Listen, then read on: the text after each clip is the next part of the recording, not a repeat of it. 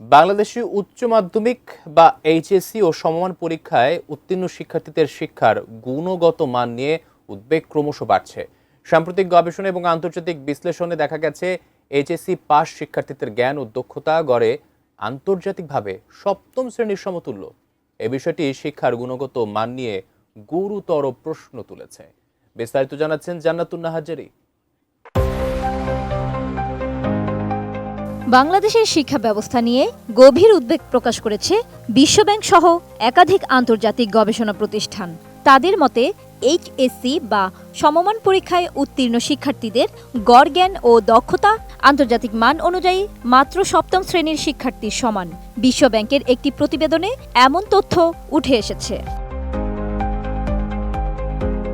প্রতিবেদন থেকে জানা যায়, একজন শিশু 18 বছর বয়সে সাধারণত 11 বছরের আনুষ্ঠানিক শিক্ষা প্রথম থেকে একাদশ শ্রেণী সম্পন্ন করে, কিন্তু বাংলাদেশের শিক্ষার্থীরা শিক্ষার গুণগত মানের দিক থেকে মাত্র 6.5 বছরের সমতুল্য শিক্ষা অর্জন করছে, অর্থাৎ প্রায় 4.5 বছরের শিক্ষাগত ঘাটতি রয়েছে।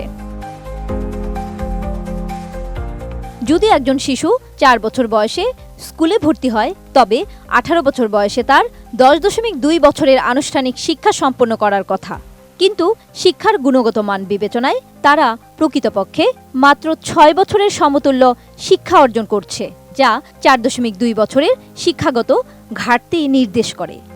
বিশ্বমানের থার্মিক্স রড, সালাম স্টিল থার্মিক্স, দেশের একমাত্র থার্মিক্স রড।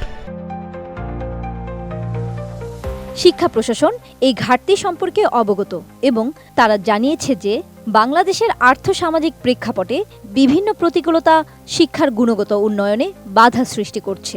তবে শিক্ষার মান উন্নয়নের জন্য তারা কাজ করে যাচ্ছেন। শিক্ষকদের প্রশিক্ষণ, বেতন বৃদ্ধি এবং অন্যান্য উদ্যোগের মাধ্যমে এই সমস্যা সমাধানের চেষ্টা চলছে।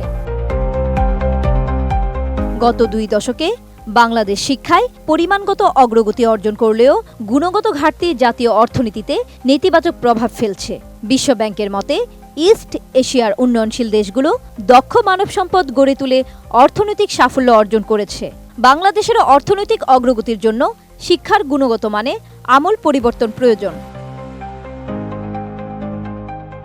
বিশ্বব্যাংকের হিউম্যান ক্যাপিটাল ইন্ডেক্স HCI বা মানব সম্পদ সূচকে বাংলাদেশ 2018 অনুযায়ী 157টি দেশের মধ্যে বাংলাদেশের অবস্থান ছিল 106তম, স্কোর 0.48। বিশেষজ্ঞরা মনে করেন, শিক্ষার মান উন্নয়নের জন্য শুধু পরীক্ষা ভালো ফলাফলের উপর নির্ভর না করে দক্ষতা, ব্যবহারিক জ্ঞান এবং বিশ্লেষণী চিন্তাশক্তি বৃদ্ধির দিকে মনোযোগ দিতে হবে।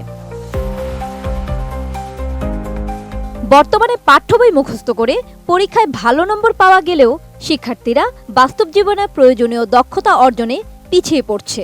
এই পরিস্থিতি থেকে উত্তরণে শিক্ষাবিদরা পরীক্ষা নির্ভর শিক্ষার পরিবর্তে বিশ্লেষণী চিন্তাশক্তি, সমস্যা সমাধানের দক্ষতা এবং বাস্তব জীবনের সংযোগ স্থাপনকারী শিক্ষণ পদ্ধতি প্রবর্তনের পরামর্শ দিয়েছেন।